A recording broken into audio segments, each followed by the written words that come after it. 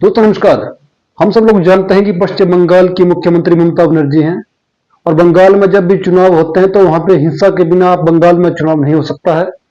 ये चाहे टीएमसी की सरकार हो, लेफ्ट की सरकार हो या कोई भी पार्टी सत्ता में रही हो, बिना हिंसा के बंगाल का चुनाव होना संभव नहीं है। और खासकर इस दौर में या इस समय में जो पश्चिम बंगाल में हिंदू समाज रह रहा है, उन पर किस तरीके से वहां के जो बांग्लादेशी है, रोहिंग्या है या जो टीएमसी के वर्कर हैं, किस तरीके से हमला करते हैं, ये हम सब लोग खबरों के माध्यम से देखते हैं।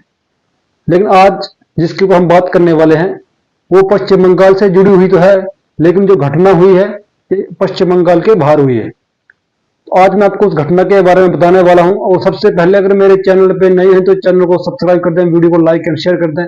और चलो दोस्तों, वीडियो को हम शुरू करते हैं। पश्चिम बंगाल की मुख्यमंत्री इंग्लैंड के दौरे पर हैं और इंग्लैंड में जाकर वो दुनिया की टॉप यूनिवर्सिटी ऑक्सफोर्ड में वहां के छात्रों को, वहां के बुद्धिजीवियों को और जो बंगाल से संबंध रखने वाले लोग हैं उनको संबोधित कर रही थी। और जब ममता बनर्जी का भाषण मंच पे चल रहा था, उस समय वहां फ्रंट पर कुछ लोग होर्डिंग और अपना जो है पोस्टर लेके ममता बनर्जी के खिलाफ विरोध करना शुरू कर दिया, उनके खिलाफ नारेबाजी करना शुरू कर दिया।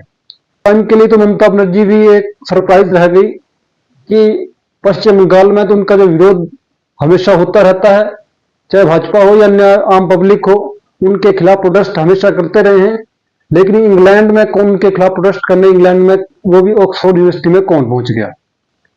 लेकिन जब उनको पता चला तो ये जो प्रोटेस्ट कर रहे थे ये ऑक्सफोर्ड यूनिवर्सिटी में पढ़ने वाले और वहां पे कुछ लोग जो बुद्धिजीवी समाज है, जो बंगाल का रहने वाला है और अभी इंग्लैंड में रह रहा है, वो पश्चिम ममता बनर्जी के विरोध कर रहा था। और विरोध की जो मेन वजह थी कि जो चुनाव के बाद जो हिंसा पश्चिम बंगाल में हुई है, जिस तरीके से एक मुस्लिम नेता ने संदेश खाली में हिंदू महिलाओं के साथ गैंग रेप किया है, जीकर मेडिकल कॉलेज में डॉक्टर के साथ गैंग रेप हुआ है, उस विषय को लेकर बंगाल समाज के लोग ममता बनर्जी के खिलाफ विरोध जता रहे थे। बनर्जी के पैरों तले जमीन खिसक गई, क्योंकि लोग ये कह रहे थे कि बंगाल में हिंदू के खिलाफ जिस तरीके से अत्याचार हो रहा है, जिस तरीके से हिंदू की आवाज को दबाया जा रहा है, और बांग्लादेशी और रोहिंग्या मुसलमान वहां पे आके बैठ गए हैं और बांग्लादेश की जो डेमोग्राफी है या ज्योग्राफी है उसको चेंज करने में लगे हुए हैं। इसमें सबसे बड़ा हाथ जो है ममता बनर्जी का है। ये बंगाली समाज के लोग हों या पूरे देश की जनता हो, वे सब लोग जानते हैं कि ममता बनर्जी के राज में पश्चिम बंगाल में हिंदू का रहना असंभव है। जब भी कोई चुनाव होता है, जब भी कोई फेस्टिवल होता है, बिना हिंदुओं की हत्या किए बिना टीएमसी के वर्कर को चैन नहीं आता है। और जो टीएमसी के वर्कर हैं वो रोहिंग्या और बांग्लादेशी हैं। ममता बनर्जी की पार्टी में जितने भी बड़े खूंखार आतंकी या गुंडे पश्चिम बंगाल या रोहिंग्या मुसलमानों में हैं, वो सभी आज के समय में एक परमानेंट नागरिक बन के बांग्लादेश में रह रहे हैं। और उनका ममता बनर्जी सरकार उनका जो है आधार कार्ड बना रही है, वोटर आईडी कार्ड बना रही है, राशन कार्ड बना रही है।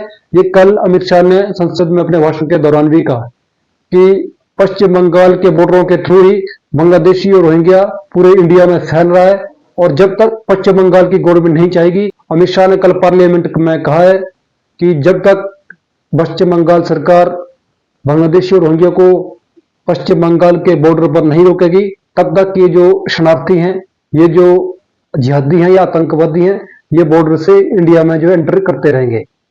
मुझे लगता है कि जिस तरीके का विरोध पश्चिम बंगाल की मुख्यमंत्री ममता बनर्जी का इंग्लैंड में हुआ है, मुझे लगता है कि हिंदू समाज ममता बनर्जी से इतना दुखी हो चुका है। बंगाल का जो रहने वाला हिंदू समाज है वो उनसे इतना प्रताड़ित है, वो इतना दुखी है कि ममता बनर्जी पूरी दुनिया में किसी भी देश में जाएगी जहां पर बंगाली हिंदू या हिंदू समाज रहता है, वो ममता बनर्जी के खिलाफ हमेशा से प्रोटेस्ट करता आएगा।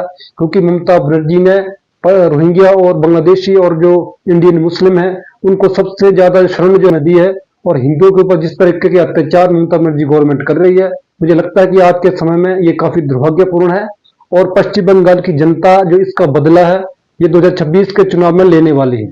जो अत्याचार, जो हत्याएं, जो हिंदुओं के ऊपर आक्रमण या हमले रोहिंग्या और बांग्लादेशियों के थ्रू ममता बनर्जी सरकार कर रही है, मुझे लगता है कि इसका बदला 2026 में हिंदू समाज या बंगाली हिंदू समाज जो है इस बार लेने वाला है। और जिस तरीके से लेफ्ट सरकार को पश्चिम बंगाल से जनता ने बाहर फेंका था, 2026 में यही सीन ममता बनर्जी के साथ भी होने वाला है।